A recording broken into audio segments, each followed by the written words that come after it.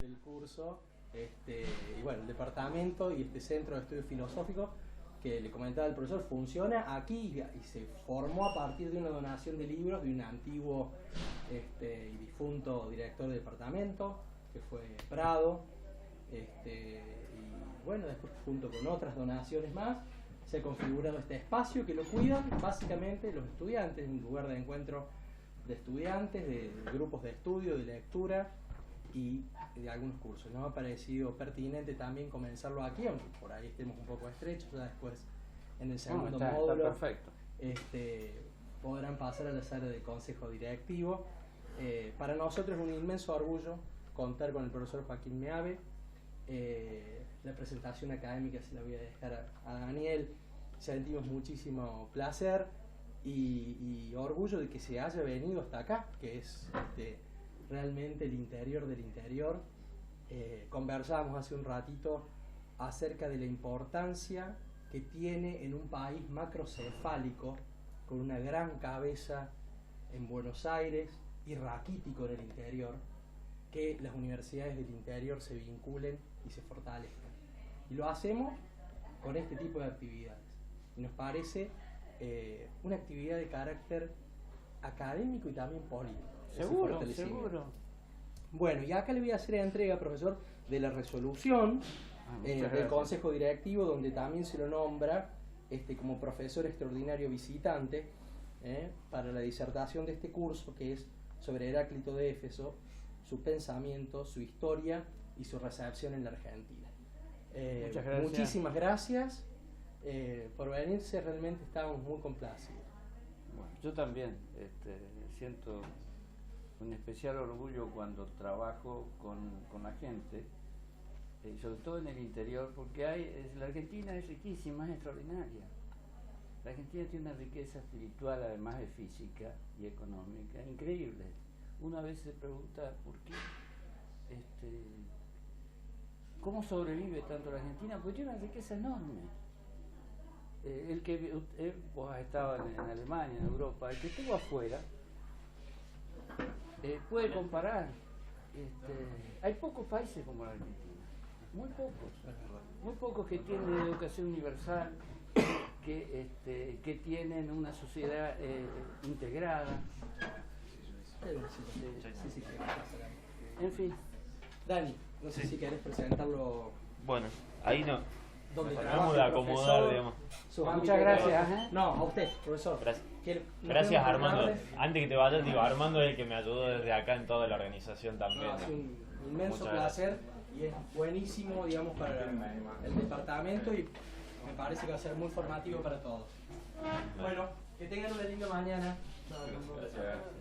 Bueno, no sé si puedo utilizar la silla No, o... yo no ¿Quieren? voy a utilizar la silla. En mi así silla. que- Hay de otras, cualquier cosa le sacamos. Cualquier cosa está disponible.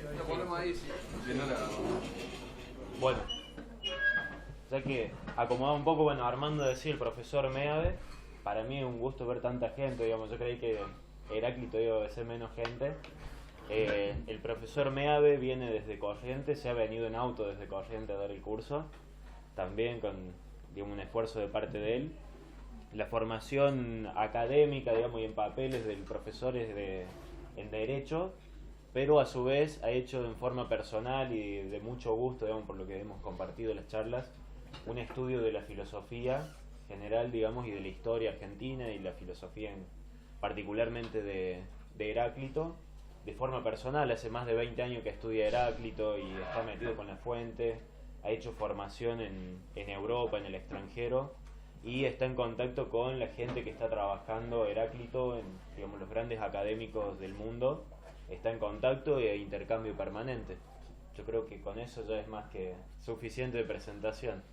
Bueno, y el curso tiene una novedad que está en el escenario internacional, porque los grandes eruditos están todos expectantes para ver cuál es el resultado.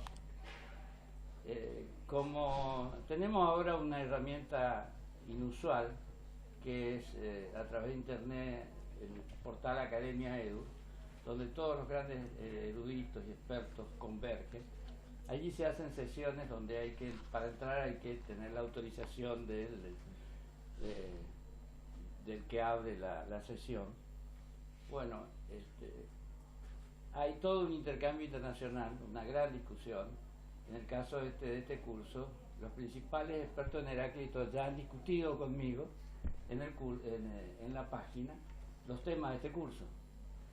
Algunas cosas que yo le voy a plantear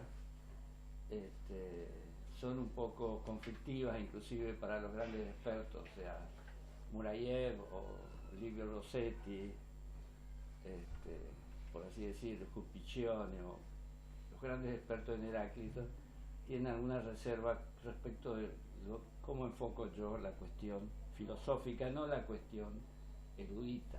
Estamos de acuerdo en la cuestión erudita, pero la verdad es que tal vez se enojaron, yo parafraseando Clausewitz, el famoso teórico de la guerra, dije que Heráclito era demasiado importante para dejar en manos de los filólogos, así como Clausewitz dijo que la guerra era demasiado importante para dejar en manos de los militares. Y la verdad es que respecto de la filosofía, esa paréfrasis de Clausewitz es más importante que la frase original, o sea, y vamos a ver por qué es demasiado importante Heráclito para dejarlo en manos de los filólogos. Bueno, vamos a ver si para ponernos en perspectiva, primero vemos el horizonte en el cual vamos a estudiar a Heráclito. Hay un problema básico con Heráclito. Heráclito es el problema de la filosofía. O sea, la filosofía occidental se formó en un cauce donde Heráclito no es más que algo marginal. Heráclito es un conjunto de fragmentos, Heráclito es una referencia ocasional, una excusa para utilizar alguna frase. Heráclito desde los orígenes de la filosofía fue colocado, yo digo, en el closet. Entonces yo preferiría primero empezar por la perspectiva desde la que nos colocamos, porque la filosofía occidental tiene en sus historiadores una tendencia peligrosa al empirismo y a la secuencia iterativa que acumula información conforme a una línea de tiempo en la que va colocando a las distintas personalidades, las distintas escuelas, las distintas orientaciones. Así tenemos que, digamos, las clásicas historias de la filosofía empiezan con los milesios. Ese mismo esquema ya lo heredamos de Diógenes Laercio, que habla de los sabios y gimnosofistas en el prólogo a su Vita Philosopharum,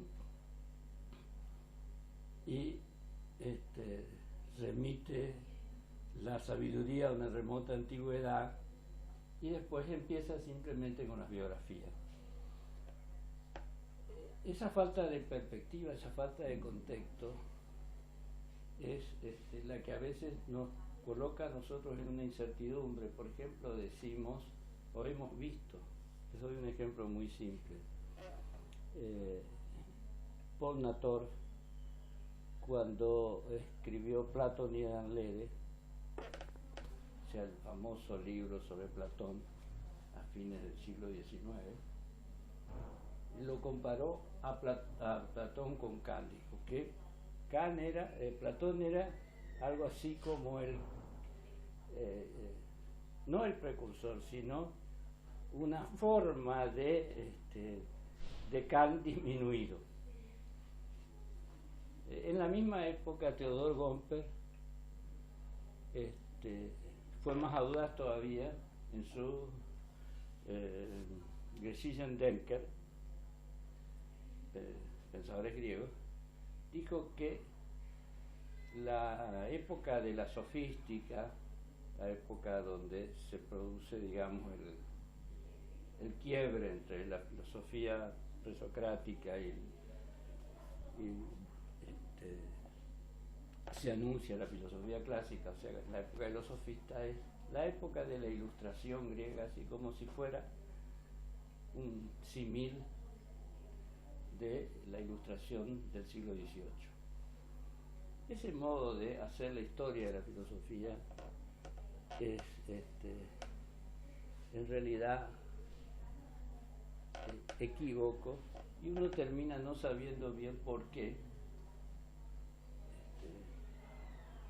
Tenemos que considerar un momento de la filosofía en relación con con nuestra etapa actual. En la historia también eso caló muy hondo a principios del siglo XX, cuando Collingwood dijo, y después los historiadores copiaron, de que la historia es historia contemporánea. En realidad la historia no es historia contemporánea, la historia es el registro del pasado. Y es el registro causal del pasado, como nos dice Tucídides, no es la suma de noticias del pasado, sino la conexión del pasado con el presente mirando al futuro. Bueno, hay demasiados malentendidos que a veces están y son subterráneos, uno no los encuentra, abre los libros, lee y de golpe dice, esto no me cierra. Bueno, para evitar esos malentendidos yo he preferido formar una especie de contexto. Y es decir, a partir del contexto volver a discutir las personalidades y allí colocar a Heráclito, porque Heráclito es el problema de la filosofía. O sea, Heráclito, la obra de Heráclito, el hecho de haber fragmentado a Heráclito es el principal problema. El hecho de haber perdido el libro y de haber insistido en que no existe el libro, cosa que los filólogos del principio del siglo trataron de hacernos creer. El ejemplo paradigmático es Gottfried Kirch, en su libro famoso de los años 50, Heráclito de Cosmic Fragment, donde dice que el libro no existió, que fue un conjunto de afirmaciones, frases, expresiones de sabiduría que fueron reuniéndose a través de los interesados. Bueno,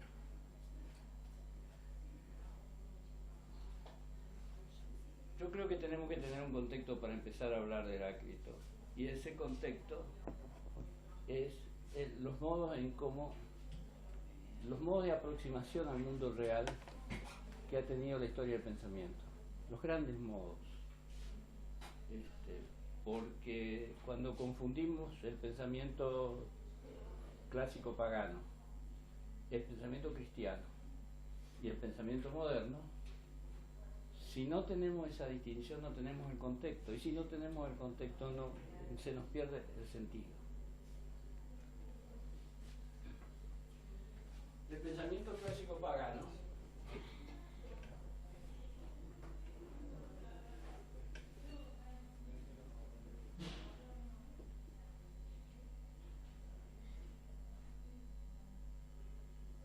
tiene un escenario restringido, pero absoluto, que es la naturaleza. Hay una palabra en griego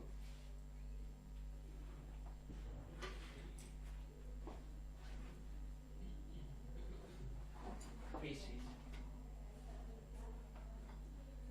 que define el horizonte en el cual se construye el pensamiento, se piensa, se debate, se habla, se reflexiona.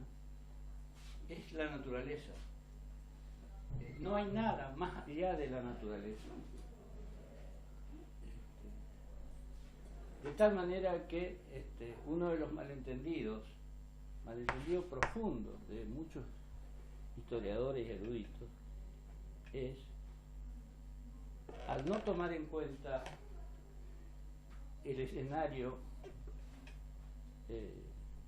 clásico pagano, nos hablan, por ejemplo, de de la trascendencia de las ideas de Platón. Las ideas esas son trascendentes. No hay nada trascendente en el mundo clásico pagano. Nada está más allá de la naturaleza. Las ideas serán construcciones intelectuales, pero no están fuera de la realidad. La realidad, el absoluto real del mundo clásico pagano es ese horizonte, la naturaleza. En ese horizonte está Heráclito. Cuando Heráclito en una sección de su libro dice Cosmos Tondé, este mundo es el único, no hay otro, fue y será, nos está definiendo el escenario en el cual se piensa y piensan los griegos y piensan también los romanos. En este escenario nada es trascendente, porque nada está más allá de la naturaleza. ¿Sí? El gran cambio lo produce el judeocristianismo, cuando introduce una cosa increíble, una cosa realmente espeluznante, que es el más allá de la naturaleza. El judeocristianismo introduce dos cosas. Yo he discutido mucho esto en Europa con algunos colegas, con expertos en la religión cristiana,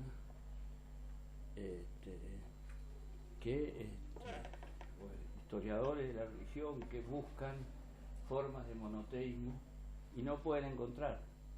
Hay un solo monoteísmo en la historia del hombre, en la historia de la humanidad. Es el judeocristianismo. Pero lo curioso del monoteísmo judeocristiano es que coloca a Dios fuera de la naturaleza. Entonces, crea un escenario más complejo. El mundo y el más allá del mundo. En este escenario podés hablar de trascendencia, lo que trasciende, lo que está más allá. En este escenario podés hablar de trascendencia. Cuando hablas de San Agustín o de Santo Tomás podés hablar de trascendencia. Cuando hablas de Platón no podés hablar de Platón, no trasciende nada. En Platón, en Aristóteles, en los cínicos, los cirenaicos, los feas helenísticas. ¿Sí? ¿Y qué sería el Espéquinas Usías entonces de la República? El más allá del ser y la esencia. Es sobre el simplemente abstracto. Simplemente abstracto. No está más allá, no hay nada más allá de la naturaleza. Es decir, es el ser, es la pregunta por el ser. Es decir, inclusive los mitos, los dioses no están fuera de la naturaleza. Es una característica notable de los dioses. Es que nacen. En realidad, es decir, estudiar la mitología griega es fascinante, porque uno no encuentra, digamos, el hecho inengendrado, el hecho que plantea el cristianismo, que es en realidad un hecho impresionante, inconcebible. ¿Cómo es que hay algo más allá de la naturaleza? Y en este plano, digamos, abstracto, ¿qué vendría a significar, digamos, en este escenario de que no hay más allá? ¿Qué realidad tiene el pensamiento abstracto? Es una construcción intelectual, mental, pero no trascendente, no va más allá, no está fuera de la naturaleza. Los dioses no están fuera, nada está fuera de la naturaleza. Y es muy claro en eso, es muy claro Platón, es muy claro Aristóteles. Es decir, inclusive hay buenos historiadores. Miren ustedes García Morente. No dice García Morente, las lecciones preliminares de filosofía. Pone el acento muy claro en el realismo de Platón, en el realismo de Aristóteles. O sea, la naturaleza es el escenario absoluto del pensamiento. No hay un más allá. Cuando San Pablo dice non es potestas nisi Deo en Romanos 1:3, o sea, no hay nada que no venga de Dios, establece una dependencia increíble de lo inefable al mundo, una subordinación. el cristianismo establece esa subordinación que las religiones paganas no tienen. Es una subordinación absoluta a lo inefable. Uno puede discutir con el cristianismo, no sé si vale la pena o no discutir. Es probable que no valga la pena porque nunca vamos a ponernos de acuerdo. Cuando hacemos este gráfico y diseñamos estos escenarios, los cristianos le van a decir, no, esto es lo normal, esto es lo único. ¿Cómo que es lo único? Toda la cultura pagana dijo que solo existía la naturaleza. Es en la naturaleza donde todo ocurre. Miren ustedes la otra frase de Heráclito que es tremenda. Es decir, la psique no tiene límites. Es decir, la naturaleza no tiene límites. En el fragmento 16 se pregunta Heráclito qué hacer frente a lo que no tiene ocaso. ¿Qué es lo que no tiene ocaso? La naturaleza. La naturaleza no tiene ocaso. No tiene principio ni final. En cambio, en este escenario judeo-cristiano, todo tiene principio y final. Es una visión escatológica. Algunos cristianos dicen, Bullman dice que no, el cristianismo no es escatológico. No sé qué querrá decir con que no es escatológico, porque hay una subordinación absoluta de lo inefable al mundo. Es decir, y hay una sujeción absoluta de la revelación a la vida.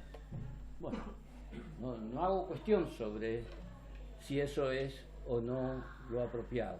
Simplemente les muestro que ese es el marco en el cual la cultura occidental transformó el pensamiento clásico y transformó a la filosofía en sirvienta de la teología. Ancilia philosophia. Eso fue lo que hizo la Edad Media cristiana, no sé si bien o mal, pero eso es lo que hizo. Cuando este edificio, insostenible, porque la verdad es insostenible, es tan frenético todo, que en algún momento tenía que ser objeto de interrogación. Es decir, cuando los ejercicios y los razonamientos se volvieron absurdos en la última etapa, en la Baja Edad Media, cuando la escolástica se volvió un ejercicio formal, la ruptura del Renacimiento significó la búsqueda de algo que diera respuesta a la insatisfacción en este escenario judeo-cristiano. Y ahí tenemos el último escenario, que es increíblemente reducido. El escenario de la conciencia que inaugura el idealismo de Descartes. ¿Dónde se construye la realidad? En la conciencia. Sí. Lean ustedes la meditación primera, la última parte de la meditación primera es seguramente el mejor ejemplo de todo eso. Es la famosa hipótesis del genio maligno, que es la gran creación de Descartes, una creación extraordinaria. Todavía estamos sujetos a la creación de Descartes. Pensamos, decir, hoy ustedes todos piensan como en el escenario de Descartes. ¿Qué hizo Descartes? Algo increíble, algo que alteró a todos los cristianos tradicionales. Creó a Dios en la conciencia. ¿Qué les parece a ustedes eso si no es formidable? Crear a Dios en la conciencia. Creó a Dios en la conciencia. La hipótesis del genio maligno.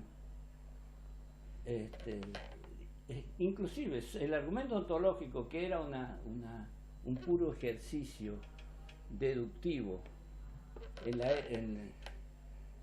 la época clásica del escenario judeo-cristiano, se transformó en el módulo explicativo del genio maligno. O sea, Dios es el mecanismo a través del cual puedo recuperar las ideas claras y distintas. Eso dice Descartes frente al genio maligno que le está engañando y que le dice que el mundo real existe. realmente es pasmoso eso, es decir, uno lee la Meditación Primera y resulta difícil de aceptar, pero la cultura intelectual lo aceptó, y es la cultura del idealismo.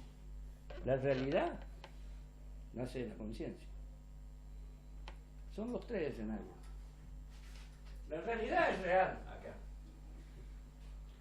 La realidad es diferida aquí. La realidad es mental a partir de Descartes. Dice, realmente, me toco yo y digo, yo soy real. Entonces, ¿qué diría Descartes? No. Vos te tocás y sentís, pero tenés que preguntarte por qué sos real. Entonces necesitas una explicación. Para ser real, y esa explicación solo te pueden dar las ideas claras y distintas. Para tener ideas claras y distintas necesitas una plataforma. Para tener esa plataforma necesitas saber qué pensás y que por qué pensás existís. En realidad, el gran discípulo de Descartes, el que perfecciona el idealismo de Descartes, es Kant. Kant, con su Das Ding, que va, la cosa en sí, completó el círculo. Es más, Kant cerró cualquier posibilidad de discusión en el terreno de lo inteligible, porque subordinó todas las cuestiones a un problema epistemológico: conocer. La crítica de la razón pura es una propedéutica para conocer, no la cosa en sí, porque es inconocible, el nómeno es inaccesible. Conocer las consecuencias, lo que se deriva. Como esto no termina de satisfacer, les recomiendo a ustedes una lectura: el prólogo a la ciencia de la lógica de Hegel. Hegel, completamente insatisfecho con el idealismo, hace una crítica radical de la concepción idealista, primero en términos de conciencia histórica, es la fenomenología del espíritu, y después en términos de intelección global del mundo real, que es la ciencia de la lógica, que es como decir, es la filosofía primera del mundo moderno, así como el resumen filosófico del mundo antiguo es lo que llamamos metafísica, mal llamado metafísica de Aristóteles.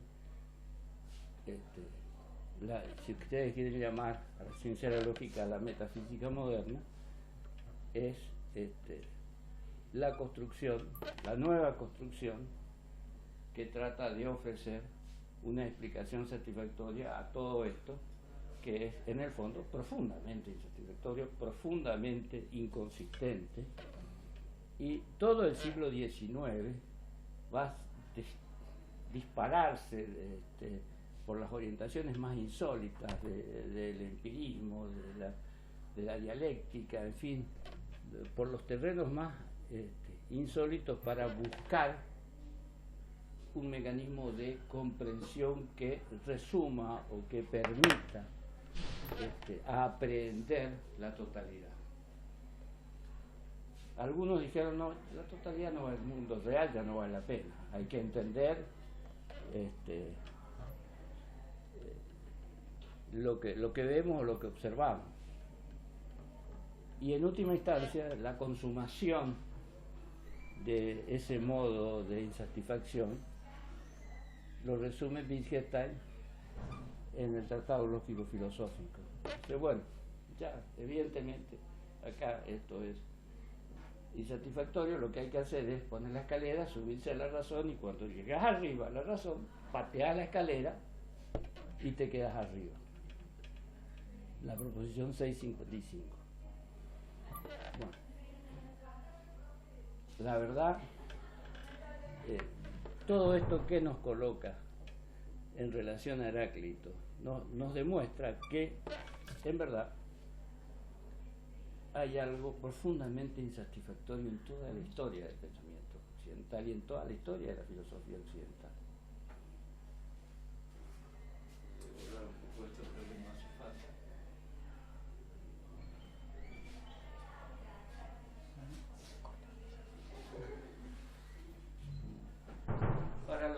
escenarios, les voy a recomendar mi artículo, que está en mi libro Artefactos y Márgenes de la Filosofía. Es un artículo muy breve, que está también en mi página de Academia Edu, está en castellano y está en inglés también.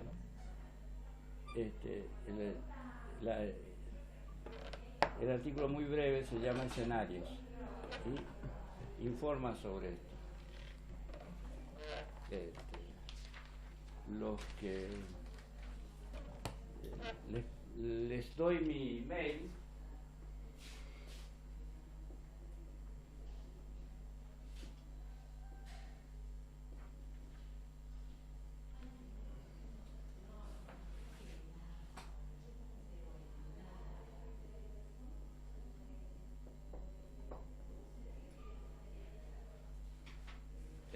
Escríbanme y yo les mando el libro en PDF. J.M.Ave, Gigarret con... Ustedes me dicen, pero qué nombre más raro. Bueno, lo que pasa es que yo estaba en Alemania en ese momento, abrí el Google, tenía el mail de Gigarret y bueno, creé la cuenta en Google, Gmail, desde mi mail de Gigarret y me creó ese nombre estrafalario que ya no empecé a usar, mandé a una cantidad de gente y ya dije no voy a dejar de usar. Y bueno, es largo, un poco difícil y hasta absurdo, porque uno se preguntan si antes de com no debería estar arroba, no. Gigarret, la empresa de servicio. Entonces Google me creó jmavegigarretcom@gmail.com. Escríbanme ahí, yo les mando artefactos en PDF. Digamos, el libro lo editó Las 40 de Buenos Aires, no sé si estará en las librerías de acá. En las librerías de Córdoba suele estar. Como en la librería esta, que está ahí, que vende muchos libros de filosofía. Rubén Libros. Rubén suele tener. Digo porque algunos dicen, no quiero el PDF, quiero tener el libro. Yo generalmente les suelo decir a mis amigos, en lugar de mandar el PDF, mandame el libro. Y a veces te mandan el libro y a veces no, cuesta un poco caro, a veces mandar el libro de Alemania, de Japón, de Estados Unidos. Bueno, así que es más fácil mandar el PDF, ¿no? Y a veces cuando son libros largos, ¿no? MVD me mandó su libro en ruso, en PDF, me dice, y bueno, cuando me mandó el libro sobre Heráclito, que salió el año pasado, me dice, ¿por qué no baja de internet si está en mi página? Lo puse porque usted pedía. Bueno, está el libro de él ahora en su página de Academia Edu. Es un mamotreto así. Medvedev es discípulo de Murayev y ahora enseña no está en Rusia, está en Grecia y está llorando lágrimas de sangre porque dice que está no sé por qué me vine a Grecia, dice está no sé, la Universidad de Capadocia, no sé, un lugar rarísimo está. Dice, me quiero volver a Rusia. Estaba en la Universidad de San Petersburgo y le contrató la Universidad Griega esta para quiso ir para vivir, me dice me voy para vivir el escenario de Heráclito. Bueno, parece que es el peor momento. Bueno, ustedes me mandan un mail y yo les contesto y les mando el libro, ¿no? El libro es un recorrido sobre el mundo presocrático antes de Heráclito y de Parménides. Bueno, creo que espero que mi visión de la historia del pensamiento no les altere demasiado. hay otro aspecto más específico que nos interesa tratar, que es el relacionado con Heráclito mismo. Y en orden a Heráclito, también tenemos que hacer una distinción entre la primera etapa,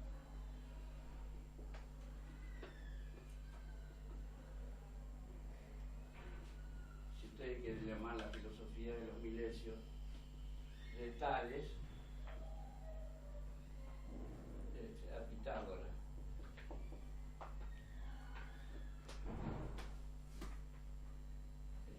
Hay algo que es conveniente tener presente y tenerlo muy claro. En la historia del pensamiento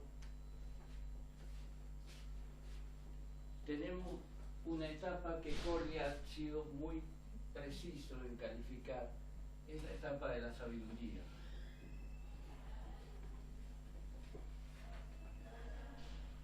La etapa de la sabiduría es la etapa del amanecer del pensamiento reflexivo, amanecer que es exclusivo de Grecia, o sea, no busquen ustedes en Babilonia, en Egipto, que es como a veces buscan la historia de la filosofía hoy.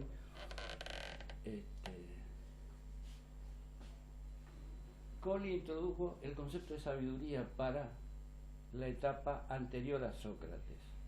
No llegó a Sócrates, no pudo, terminó en Heráclito y se murió.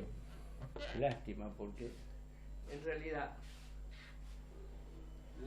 la primera etapa del pensamiento, del amanecer del pensamiento racional, es la sabiduría. La filosofía es una reducción de la sabiduría. Y la filosofía en realidad no nace con Tales, ni con Parménides, ni con Heráclito. La filosofía nace con Sócrates.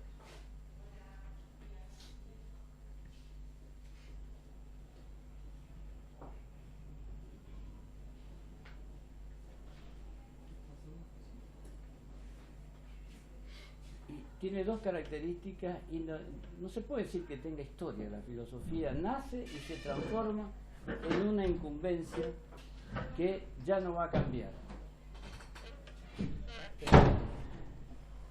La filosofía es, tal vez como el término lo dice, no es muy feliz eso, amor a la sabiduría. En realidad la filosofía es una búsqueda incesante, una continua interrogación para ampliar el horizonte de ignorancia del hombre. Sócrates fijó los dos estándares de la filosofía: el horizonte de ignorancia y la autoinspección. Estas son las dos grandes contribuciones de Sócrates: ampliar el horizonte de ignorancia y autoinspeccionarse. Es decir, no hay que confundir, me investigué a mí mismo, me examiné a mí mismo de Heráclito, y la autoinspección socrática, que tiene otra plataforma. Bueno, en esta etapa de la sabiduría tenemos dos momentos. La primera etapa, que es la podemos llamar preparatoria, es la etapa en que la sabiduría, podemos decir, se busca. La sabiduría trata de aprenderse sin tener una plataforma definida. Y el momento crucial tenemos cuando aparecen Heráclito y Parménides, que fijan las dos plataformas posibles de acceder a ese mundo que es el mundo de la naturaleza, y que va a ser además las dos plataformas que van a estar disponibles en el pensamiento occidental. Yo lo defino de esta manera. Voy a borrar de nuevo esto porque esto es un poco más complejo.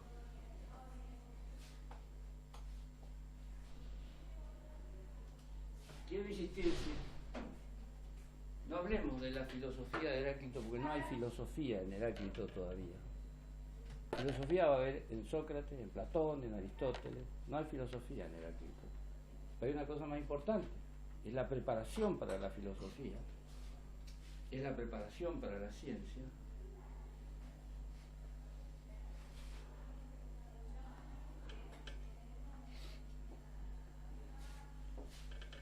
Heráclito y Parménides no son filósofos, son algo mucho más importante que filósofos.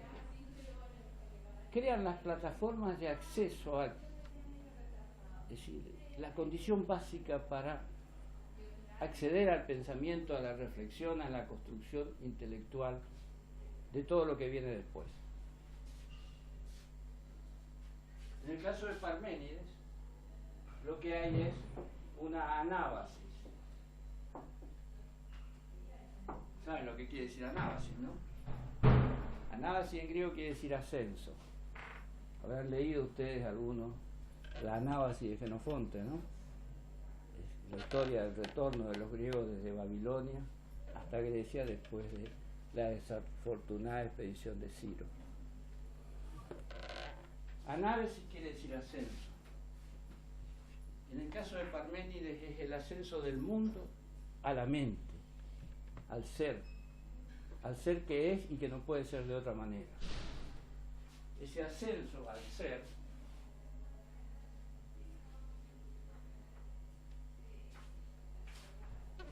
establece una dirección que va a ser la dirección de la filosofía. La filosofía va a ser, la filosofía occidental, desde Sócrates en adelante, va a ser filosofía del ser. El ser y la idea en Platón, el ser que se dice de muchas maneras en Aristóteles, el ser que se desglosa tripartitamente en los estoicos, el ser que se vive como ser en los cínicos, el ser que se derrama de manera incierta en los cirenaicos, el ser que se manifiesta como átomo de Demócrito Epicuro, el ser que es objeto de pregunta en el discurso de los escépticos. La filosofía del ser va a ser el éxito de Parménides.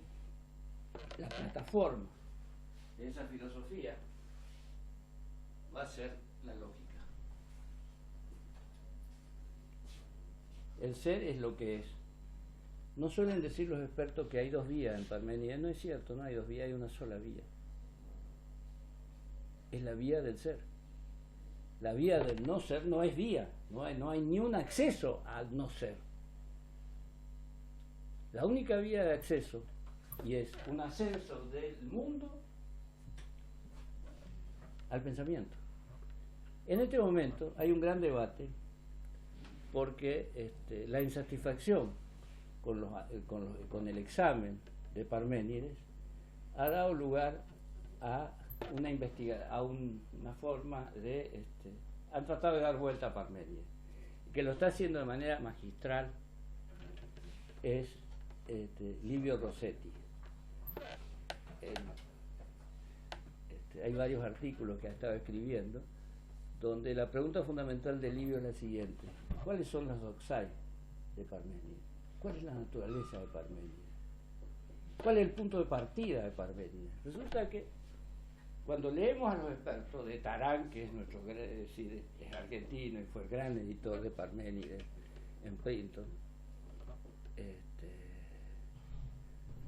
Coxon, en fin, todos los grandes expertos de Parménides, una sola respuesta no tienen. ¿Dónde empieza el camino del ser? Si uno lee los libros de Cordero, que son maravillosos, dice, ¿dónde empieza esto? No sé, no importa. Empezó, ahí vino la diosa y hay que ir en el camino hacia el ser. Pero empieza en algo. Si uno se esfuerza en leer todo el poema de Parménides, lo que encuentra es, al final, desde la última parte del fragmento octavo, ¿qué es lo que encuentra? La naturaleza. Y encuentra la naturaleza de un modo insólito. Nadie se detuvo a examinar, o sea, todo el examen del poema de Parménides, desde Sexto Empírico hasta Cordero, es el examen de los fragmentos 1, 2, 3, 4, 6 y 8 hasta 8.22. El resto, cuando Livio el año pasado publicó su artículo La luna secondo Parménides, provocó una movida increíble, ¿cuál es el tema de la luna según Parménides? Los que tienen una visión tradicional dicen, no, esto no vale la pena discutir. ¿Cómo que no si está en Parménides? No solo está en Parménides los sexos, está en Parménides el mundo. ¿Cómo que no vale la pena discutir? Que son simplemente las opiniones de los mortales. Sí, son las opiniones de los mortales, pero están en la segunda parte del poema. Es toda la naturaleza. En realidad es el punto de partida de Parménides. Como no tenemos el poema completo, no sabemos en realidad de qué modo Parménides nos dice que hay que llegar al cero. Y de qué modo la diosa nos lleva hasta el cero. Es notable, ¿no? Bueno. Yo llamo a eso la anábasis, a esa plataforma, la anábasis filosófica, el ascenso de la naturaleza a la mente. Ascenso que va a ser consagrado por Platón y después por Aristóteles. Pero hay otro modo de ver las cosas. No un ascenso, sino un descenso, una catábasis. Catábasis quiere decir descenso. Esa es la plataforma de Heráclito. Y es una plataforma realmente difícil de elaborar, porque, es decir, tenemos que confrontar el principio de identidad. Heráclito es imposible. Heráclito nos pide que miremos el mundo, veamos el mundo como es, pero el mundo es imposible. El mundo es un desastre, el mundo es un escenario de antagonismo, de contradicción, de violencia, de guerra. O sea, la naturaleza tiene además un fenomenal defecto. Muy bien lo dice Heráclito. La naturaleza ama ocultarse. Filei que te está y filei. La naturaleza ama ocultarse, prefiere ocultarse. Entonces, frente a eso, digamos, la opción de Platón es la opción por la inteligibilidad, es la opción por la ciencia.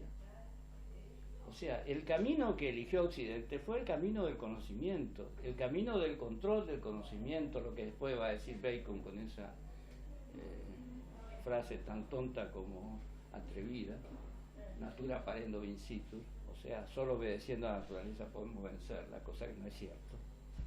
Heráclito diría, este es un tonto, tan tonto como Hesiodo, como Pitágoras, como... La opción de Platón fue esa, la opción del conocimiento.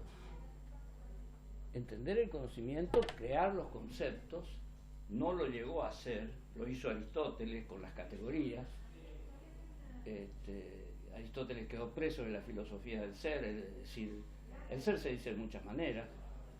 Bueno, quedó es el camino de la ciencia. Me parece que un camino estupendo, porque la ciencia ha permitido un avance extraordinario a la humanidad. Un avance irregular, pero extraordinario. Ahora, la filosofía es otra cosa. En realidad, tal vez el que resignó el camino, la senda de Heráclito, resignó la catábasis de Heráclito, fue Sócrates. Sócrates dice, nos cuenta Diógenes Laercio, que hay que ser un narrador experto como los narradores de Delfos para atravesar esa marea, esa correntada que es Heráclito. Entonces que él no pudo atravesar eso. No sé si la anécdota es cierta o no, la cuenta Diógenes Laercio en la biografía de Sócrates, pero lo cierto es que Sócrates, sin hacer una opción decisiva, Sócrates le facilitó a Platón la opción por la filosofía del ser. Y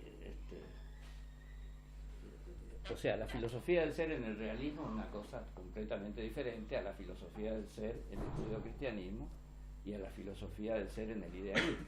Eso no cabe la menor duda.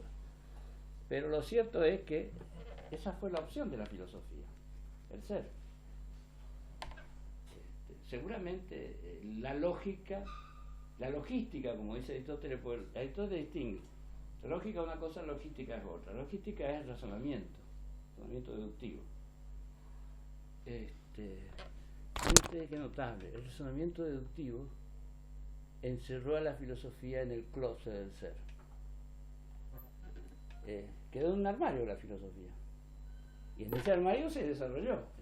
Bueno, es como esa película de terror, ¿no es cierto? Uno abre el armario y sale el ser. Bueno,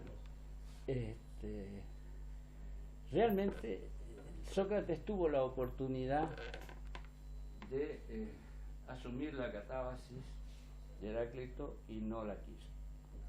Hay una cosa curiosa que se percibe desde Platón en adelante. Es decir, ¿qué es lo que desaparece de Heráclito? Lo primero que desaparece. Pregúntense ustedes qué es lo que primero que desaparece. ¿Tienen idea?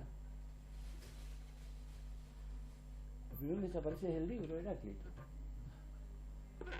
El libro que Heráclito deposita en el templo de Artemisa para protegerlo, porque los templos cumplían una función compleja en la época pagana. Eran un recinto de protección y además de convivencia de todo. Era un microcosmos y un macrocosmos, era el templo.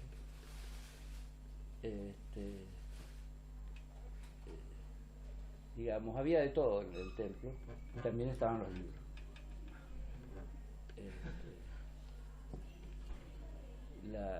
La destrucción, el derrumbe del mundo antiguo fue la destrucción de los templos. Cuando Sila entra en Atenas, ¿qué es lo que hace? Va a los templos y roba los libros. Claro, por suerte, entre los robos que hizo Sila, uno de los robos fue el de las obras de Aristóteles. Gracias a eso llevó las obras de Aristóteles a Roma y se pudo editar en Roma. Lo pudo editar Andrónico de Roda y lo que quedó de Aristóteles se salvó gracias a Sila. Pero en realidad el templo era el lugar donde se protegía, donde se conservaba el pensamiento. No sé, muchas otras cosas, ¿no? Aparte de conservar el pensamiento. ¿Qué es lo que se pierde de Platón en adelante? Se pierde el libro de Heráclito. Hay menciones indirectas y es increíble. ¿Saben cuántos fragmentos en la registra la filosofía clásica de Heráclito? ¿Se preguntaron eso, no? Vale la pena preguntarse. Vale la pena hacer lo que la filología llama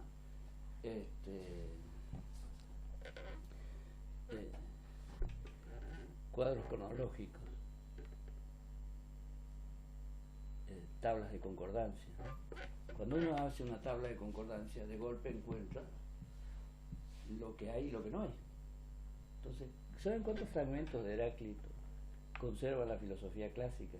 O sea, cuando hablo de la filosofía clásica, hablo de Platón y Aristóteles e incluyo el pseudo aristotélico de Mundo. ¿Tiene idea? 8 fragmentos que podemos decir legítimos que hoy la ciencia filológica identifica como fragmentos de Heráclito. 8 sobre 138 que llegó a establecer entre auténtico y espurio Hermann Dill a principios del siglo XX. 8. ¿Cuántos en total registra toda la filosofía pagana de Heráclito? 38. 30 más. Todo lo demás nos viene del cristianismo o de fuentes ulteriores. Gadamer descubrió un fragmento últimamente, hace unos años, unos 20 años, lo descubrió en Clemente. O sea, él dice que lo atribuye, digamos, dice que es genuino de Heráclito. Una discusión, hoy no la vamos a ver. Pero lo primero que se pierde es el libro. Tenemos, el pensamiento occidental tuvo que llegar hasta el siglo XXI, hasta los trabajos de Serge Muravier, para reconstruir el libro de Heráclito. La verdadera reconstrucción del libro de Heráclito está en los trabajos de Serge Muravier. Y la edición definitiva es de hace 2 años. Es más, la edición definitiva en inglés, pues la primera fue en ruso, después en francés, después en inglés, después en español y después en italiano. Es de este año. Lo acaba de colocar en su página, Serge, que además nos honró porque intervino en el debate de esta sesión, de este curso, y dijo que no les puedo decir yo porque no pude leer, ya no tuve acceso a internet porque me vine, entonces me quedé sin internet. Daniel entró y vio el comentario de Serge, ¿no? Sí, hace el comentario, bueno, estaba expectante de lo que pasaba y alentando lo que es la recepción de Heráclito en Argentina. Bueno, es decir, tenemos que llegar al año 2014, o sea, 2 milenios para recuperar. ¿Y qué dice? Esto es lo que queda, dice Serge, del libro de Heráclito. O sea, él calcula que es, creo que un 60%, más o menos. No sé si llega al 60%. Más o menos la proporción con la que se considera también el poema de Parménides. Con la diferencia que lo que quedó del poema de Parménides se lo tuvo ya en la época pagana, el clásico pagana. Lo de Heráclito lo hemos conservado gracias a los cristianos, a Hipólito, a Orígenes. Entonces lo primero que desaparece es el libro. ¿Y qué tenemos de Heráclito? ¿Qué nos hace Platón con Heráclito? Que nos da nada más que 2 fragmentos, porque lo que está en el Cratilo es lo que está en el Teteto es perífrasis, no es el Heráclito original. Además, es decir, la deformación que hace Platón de Heráclito en el Teteto es espantosa, realmente. Bueno, en el Cratilo es grosera, pero en el Heráclito es espantosa. Es decir, es hasta anacrónica, es antihistórica, porque subordina a Heráclito a Protágora, que es posterior.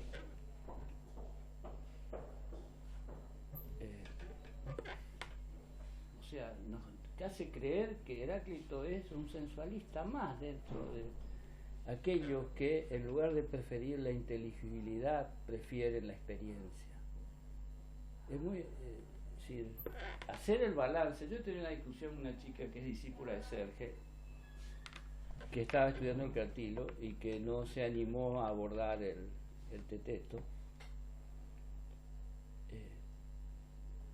Y yo la desafié, le dije, lo que hay que hacer es hacerle rendir cuenta a Platón.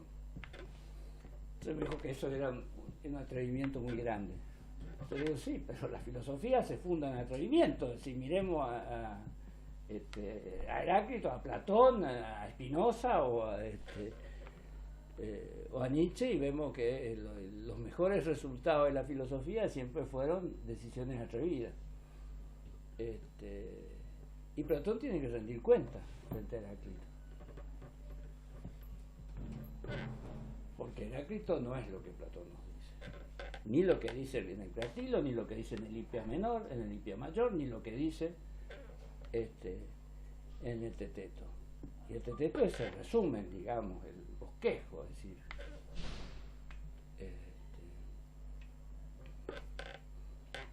¿Qué nos ha legado Platón de Heráclito? Dos fragmentos que son inconsistentes y una visión en la que Heráclito sería el flujo. Todavía en el Überprager, el famoso manual de filosofía alemán que todo el mundo usa, que se viene editando desde 1845, cuando se refiere a Heráclito, lo define a través de una fórmula, alle fließt, todo fluye. A tal punto esta ideología de que Heráclito es el filósofo del flujo, nuestro primer traductor, Alejandro Kor, al traducir, el primer traductor de Heráclito en Argentina fue Alejandro Kor, que publicó en 1915 una versión de los fragmentos de Heráclito, nos dio 56 fragmentos en su edición de la revista Verbum de 1915. Y allí el primer fragmento no es un fragmento de Heráclito, es el estándar establecido por Platón y repetido por el Überprager, alle fluye, todo fluye. Por supuesto que todo fluye, hasta uno lo lee a Guthrie y dice Guthrie, esto no es. Esto si fuera de Heráclito, puede ser que se tome como algo que los heracriteos interpretaron como la expresión del pensamiento de Heráclito, pero no Heráclito. Las mismas frases, las tres frases sobre el río, los tres fragmentos sobre el río son poco menos que inconsistentes, la mayoría duda de que realmente sean de Heráclito. Un análisis brillante de todo esto lo hace Alfredo Llano, un filósofo argentino, en un libro estupendo que deberían leer ustedes, que se llama La filosofía de Heráclito. Es un libro difícil de conseguir y mi idea es tratar de reeditarlo. Le dije a mi editor que habría que hacer una recopilación de las obras de Llano y editar este libro que es estupendo. Bueno, uno de los mejores exámenes de esta cuestión está en el libro de Llano. Bueno, tenemos entonces sí la primer paradoja. Heráclito es transformado en un conjunto de fragmentos, en un florilegio, y así va a ser recibido en el Renacimiento como reliquias poéticas. Qué curioso, ¿no? En el Renacimiento, la primera edición, el primer Borsocrátiker del mundo occidental, es la edición que hizo de los pensadores anteriores a Platón, Enrico Stefano, en 1573. El libro se llama Poesis Filosófica.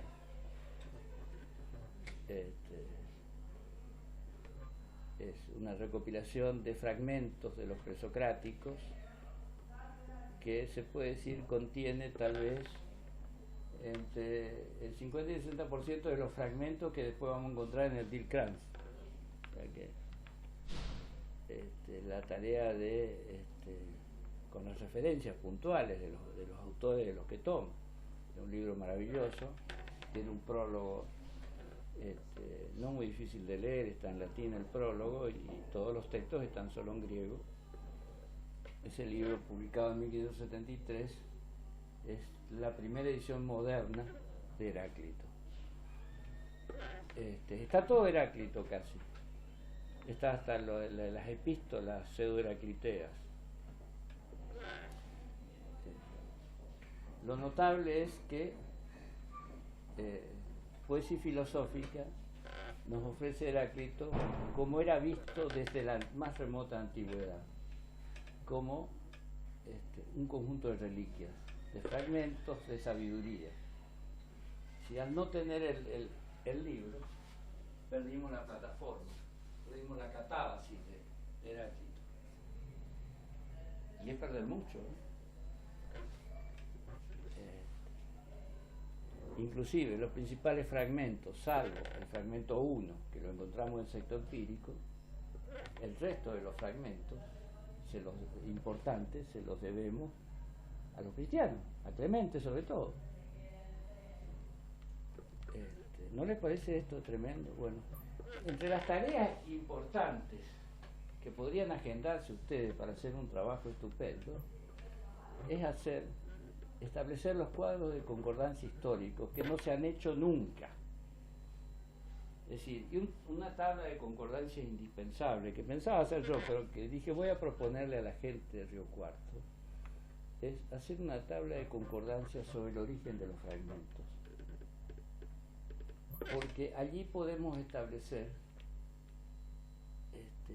la distinta orientación con la que se percibe a Heráclito en los filósofos clásicos, en la filosofía helenística y en la filosofía cristiana. Es decir, digamos, hay un Heráclito sensualista para Platón, hay un Heráclito oscuro, inabordable para Aristóteles. Aristóteles crea el mito del Heráclito oscuro. Es decir, la principal escoteinos es la frase que utiliza el pseudo-aristotélico de Mundo para describir a Heráclito. Oscuro, tenebroso, inabordable.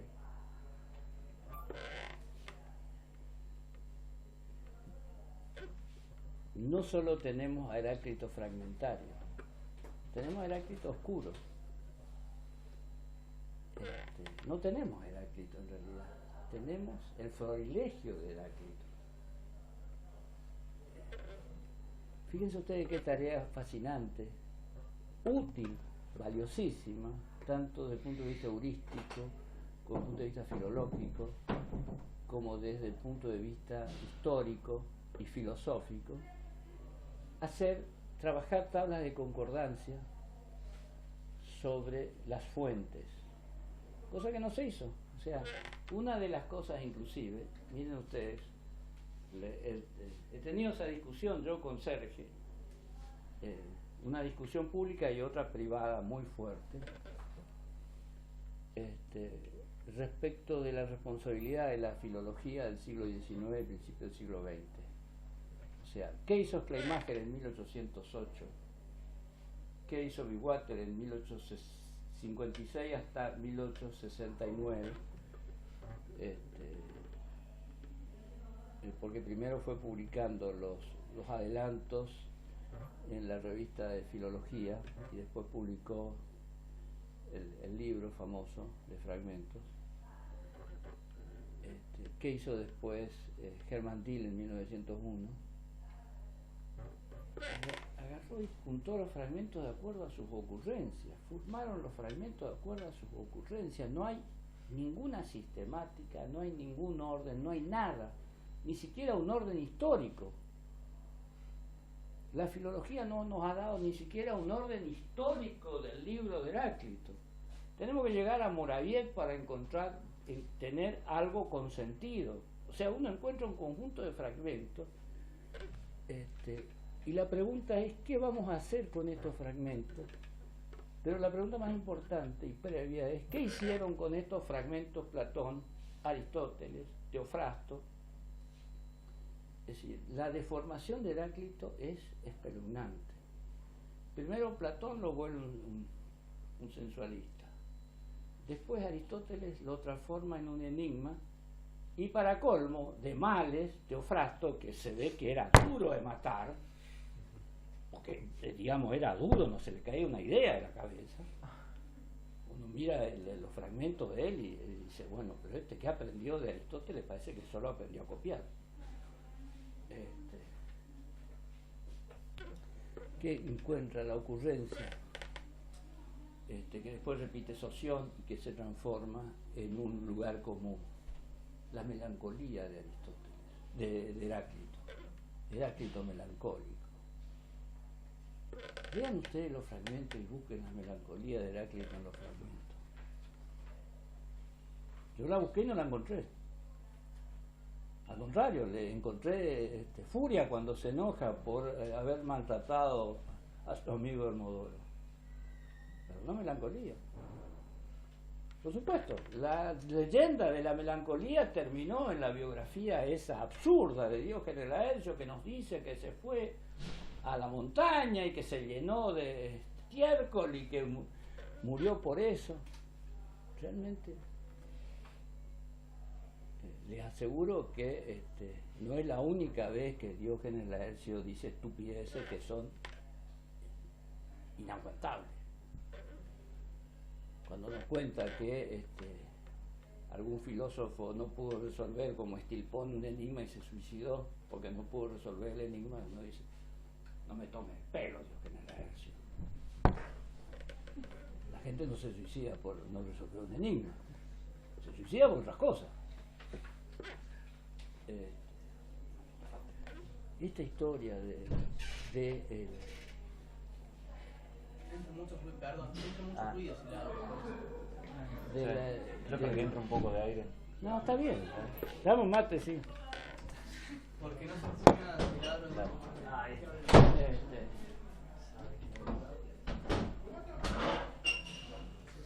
¿Qué es lo que se construyó a partir de Soción?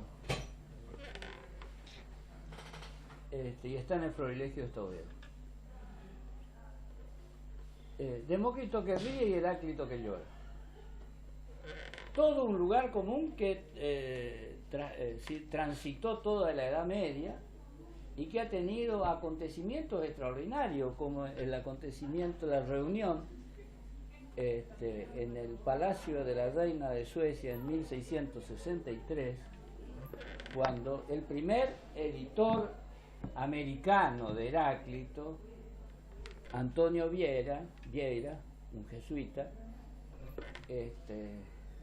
ante la reina y ante el círculo de cortesanos, junto a otro gran experto, tuvo que discernir si tenía sentido frente al mundo reír o llorar, reír como Heráclito, reír como Demócrito o llorar como Heráclito. Entonces, Vieira hizo un extenso discurso que después se publicó como libro en defensa de Heráclito que llora. Por supuesto, ustedes el que ha viajado a España habrá visto los dos formidables cuadros de Rubens, Demócrito que ríe, Heráclito que llora. Y bueno, y ustedes si siguen por internet van a encontrar una enorme cantidad de referencias acerca de este lugar común, que es producto de la imbecilidad post-aristotélica a partir de Teofrasto y sobre todo la imbecilidad helenística a partir de Soción. Heráclito no llora, llora para los estúpidos, llora para los necios y para los que han sido tributarios de esa tradición que ha deformado totalmente a Heráclito. Miren ustedes cómo la dificultad que tenemos con Heráclito. Dificultad heredada de la filosofía clásica. Primero la deformación, después la desorientación y después la burla. Es demasiado, ¿no? Y lo curioso es que todas esas consecuencias la ciencia filológica no las asumió. La ciencia filológica, con todo su enorme bagaje intelectual, las grandes ediciones a partir de la edición de Esquilmacher de 1808 y hasta el Heráclito de Edil de 1903 y todo lo que sigue después, hasta Heráclito como fragmento de Kirk o el Heráclito de Mondolfo. ¿Qué es lo que tenemos? Todavía hoy, acabo de ver, me consiguió Daniel una nueva edición poética de Heráclito, de los fragmentos de Heráclito, hecha a fines del año pasado. ¿Podemos seguir hablando de los fragmentos de Heráclito? Es realmente atrevido e irresponsable. Heráclito es el autor de un libro y el creador de una plataforma sensacional tan importante como la de Parménides. Y en realidad no interesa si es, como decía Karl Reinhardt, si es primero Heráclito o primero Parménides. Y Reinhardt decía es primero Parménides. en realidad es indiferente, porque los caminos que nos proponen cada uno son absolutamente antagónicos. La catábasis de Heráclito es una opción que la filosofía no asumió. La anábasis de Parménides es la opción de la filosofía occidental. Entonces, fíjense ustedes los problemas que nos plantea Heráclito. El conjunto de problemas que podemos manejar o tratar, y hoy podemos tratar desde cualquier lugar del mundo, o sea, desde acá, desde el Río Cuarto, ustedes pueden hacer un trabajo excelente que valga para el mundo, que es lo que vale la pena hacer.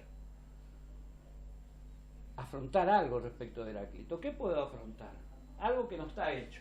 Las tablas de concordancia histórica sobre Heráclito. ¿Y cómo podemos construir una tabla de concordancia histórica? Ahora que tenemos el libro reconstruido por Sergio Murayer, ahí sí podemos afrontar una tabla de concordancia histórica con sentido, para que no nos cuenten esta historia patética que viene de la antigüedad, de que Heráclito es un conjunto de fragmentos, de que Heráclito es un florilegio, de que Heráclito, lo que nos queda de Heráclito son reliquias poéticas y filosóficas. En realidad, lo que nos queda de Heráclito es algo que es el desafío hoy de la filosofía, porque la filosofía del ser se agotó en 1918 cuando Wittgenstein escribió el Tratado Lógico Filosófico y decretó que hay que subirse a la razón y tirar la escalera, y se terminó. La filosofía del ser para la muerte y todo un conjunto de verbalizaciones de Heidegger desde 1929 a 1954 no son más que un refrito de la filosofía del ser. El Wasserdenken de Heidegger no es más que un refrito de Parménides. Y un refrito de Parménides con un aprovechamiento de lo que los filósofos alemanes mal llaman la filosofía de la vida, que habría sido descubierta por Kierkegaard en el siglo XIX. La vida no fue descubierta en el siglo XIX, la vida fue descubierta por Heráclito en la más remota antigüedad. ¿Se abandonó la vida? Sí, seguramente se descuidó la vida. No es que se abandonó, nunca se abandonó, las cosas no se abandonan nunca. Las cosas, lo que se descubre sobrevive y ha sobrevivido a través de los fragmentos y a través del pensamiento de distintos autores, y es notable. Y cuando ustedes abren la tabla de concordancia van a encontrar los distintos Heráclitos históricos, que es lo que nos falta. No tenemos los Heráclitos históricos. ¿Cuál es el Heráclito de la filosofía clásica? Lo que yo les estoy diciendo es una caricatura, falta reconstruir con detalle. ¿Cuál es el Heráclito de la filosofía helenística? Lo que nos dice Lucrecio en 4 versos. ¿Se dan cuenta? ¿Cuál es el Heráclito cristiano? ¿Para qué lo utiliza Clemente o Hipólito a Heráclito? El Heráclito cristiano es una gran pregunta.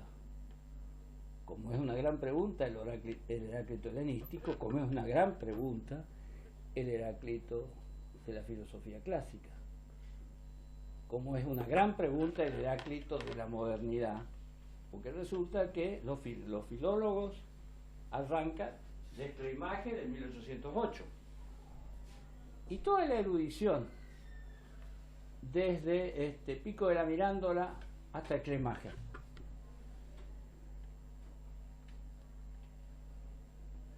¿O no está Heráclito? Claro que está, y está en numerosos libros, y está en episodios curiosos, como este episodio que les conté, que dio lugar a un debate en el Palacio de la Reina en Suecia. La reina que protegió a Descartes. Entonces, ¿cuál es el Heráclito de la enciclopedia?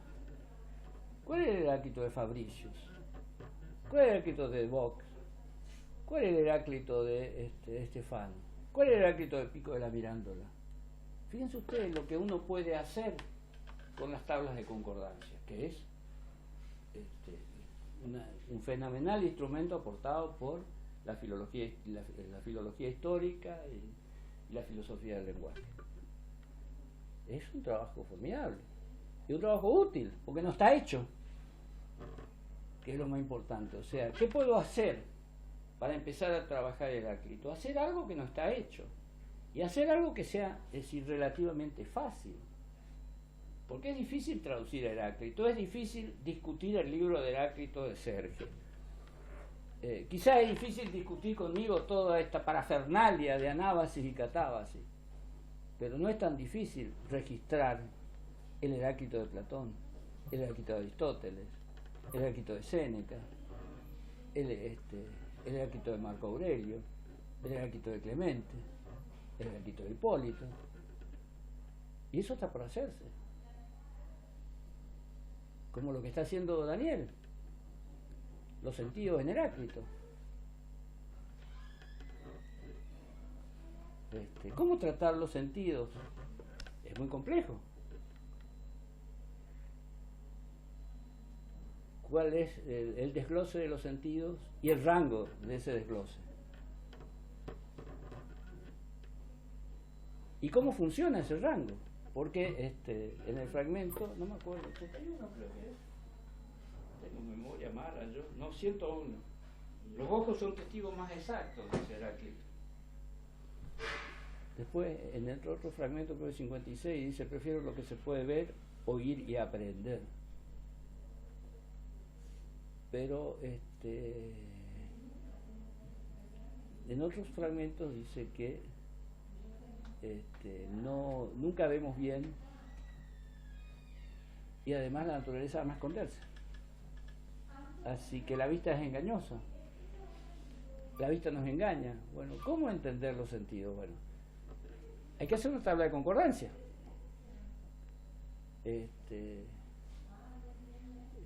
Y en ese sentido, cuando veamos en la siguiente clase la recepción de Heráclito, primero en el mundo occidental y después en Argentina, podemos decir que Córdoba honró la investigación filológica al formular en el mundo fuera de Alemania la primera tabla de concordancia. La hizo Horacio Roque Núñez en el anexo a su traducción de los fragmentos de Heráclito de 1954 en Córdoba. Miren ustedes qué importante. Córdoba, la Argentina, el centro de la Argentina, Córdoba ha sido el factor crucial del conocimiento y la investigación acerca de Heráclito, porque los aportes que se hicieron en Córdoba desde 1946 a 1954 fueron fundamentales. O sea, el prólogo de Leondolfo al Heráclito de Sprengler en 1946, el Heráclito de Horacio Roque Núñez en 1954. En ese segmento de 8 años, Argentina hizo el aporte fundamental al debate sobre Heráclito en el mundo, porque la agenda que fijó Mondolfo en 1946 es la que rigió el estudio de Heráclito en el mundo después, a partir de los años 50. Fíjense ustedes si no tienen material para reivindicar su propia tierra, su propia ciudad. Es decir, parafraseando Heráclito, así que decía: cuidar la ley como las murallas, cuiden la ciudad y la cultura propia como si fuera lo más importante.